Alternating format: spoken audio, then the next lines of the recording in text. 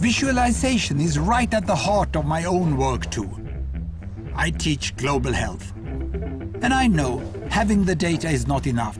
I have to show it in ways people both enjoy and understand. Now, I'm going to try something I've never done before. Animating the data in real space, with a bit of technical assistance from the crew. So, here we go. First, an axis for health. Life expectancy, from 25 years to 75 years. And down here, an axis for wealth, income per person, $400,000, $4,000, and $40,000. So down here is poor and sick, and up here is rich and healthy. Now, I'm going to show you the world 200 years ago, in 1810. Here come all the countries. Europe brown, Asia red, Middle East green, Africa south of Sahara blue, and the Americas yellow. And the size of the country bubbles show the size of the population. And in 1810, it was pretty crowded down there, wasn't it? All countries were sick and poor. Life expectancy were below 40 in all countries. And only UK and the Netherlands were slightly better off, but not much. And now, why start the world? The Industrial Revolution makes countries in Europe and elsewhere move away from the rest. But the colonized countries in Asia and Africa, they are stuck down there. And eventually, the Western countries get healthier and healthier.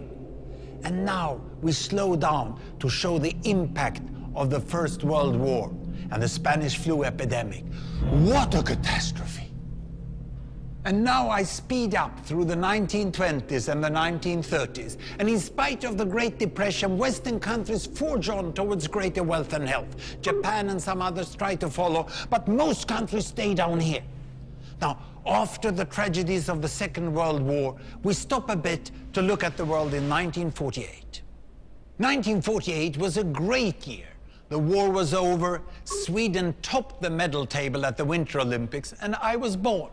But the differences between the countries of the world was wider than ever. United States was in the front, Japan was catching up. Brazil was way behind, Iran was getting a little richer from oil, but still had short lives. And the Asian giants, China, India, Pakistan, Bangladesh, and Indonesia, they were still poor and sick down here. But look what is about to happen. Here we go again.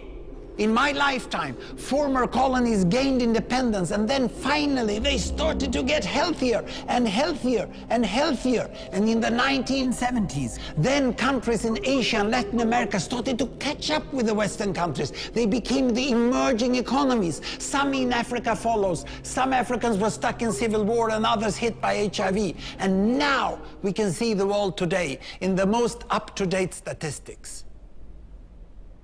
Most people today live in the middle, but there are huge differences at the same time between the best of countries and the worst of countries. And there are also huge inequalities within countries. These bubbles show country averages, but I can split them. Take China, I can split it into provinces. There goes Shanghai. It has the same wealth and health as Italy today. And there is the poor inland province Guizhou. It is like Pakistan. And if I split it further, the rural parts are like Ghana in Africa. And yet, despite the enormous disparities today, we have seen 200 years of remarkable progress. That huge historical gap between the West and the rest is now closing. We have become an entirely new converging world. And I see a clear trend into the future. With aid, trade, green technology and peace, it's fully possible that everyone can make it to the healthy, wealthy corner. Well, what you just seen in the last few minutes is a story of 200 countries shown over 200 years and beyond. It involved plotting of 120,000 numbers. Pretty neat, huh?